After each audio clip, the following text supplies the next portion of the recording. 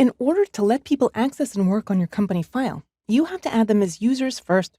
Choose Company from the top of the screen, and then select Set up Users and Passwords.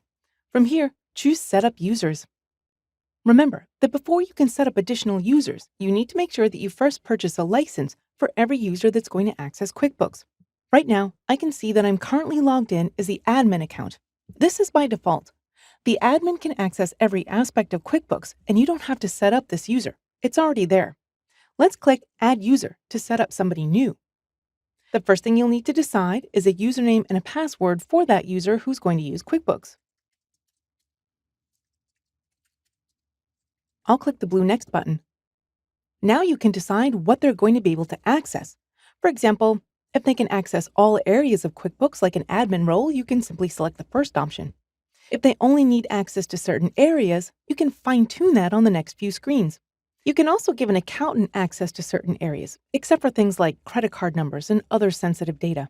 For now, let's keep the selected areas of QuickBooks chosen and then fine-tune what the user can see. I'll click the blue Next button. Here's where we can start configuring what they can see.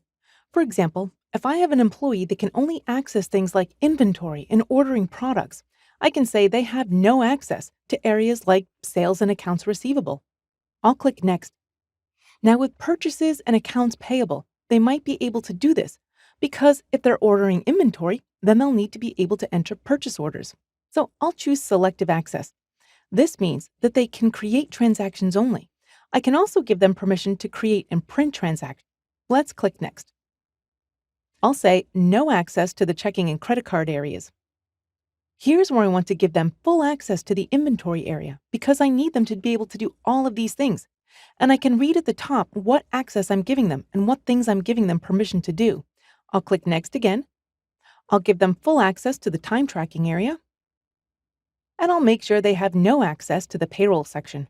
Also, no access to sensitive account activities like transferring funds from accounts and online banking. Finally, I'll say no to sensitive financial reporting. Here's where I can choose whether or not I want to give them the ability to change or delete transactions. Now, this is only in the areas that I've already given them permission to get into. Also, can they change or delete transactions that were recorded before the closing of the company file? I'll be talking about how to close the books in a later chapter. So for now, I'll keep these at their default and click Next. Here's where we can review all of the rights and permissions that we've given that user.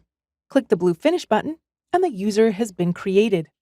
I can come back to this user list anytime if I want to, or if I need to delete the user or edit them or change their password or their username or permission levels. I'll click Close for now. Now that the user's been created, I can also have somebody log on as a different user on this very computer. I don't have to be in multi-user mode for this, and I don't have to be accessing QuickBooks from a different computer. It is possible to create more than one user to access QuickBooks on the same computer. At any time, I can click File. And now, if I go to Close Company, I have a new option. It also says Log Off. Once I start adding multiple users, I get this new choice to log off. So I'll click on it and do that. I'll reopen the same company file. And this time, I'm prompted to log on. I'll choose the new user that we just created. I'll click the blue OK button to log on.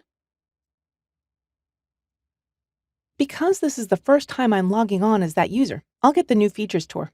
I'll close out of this window and expand the pane so that we can see everything clearly. Now I've only been given permission to do inventory with this account, so I can only click on things I'm allowed to do, such as creating purchase orders. I'll close out of this. I can't do things like access the check register or work with banking.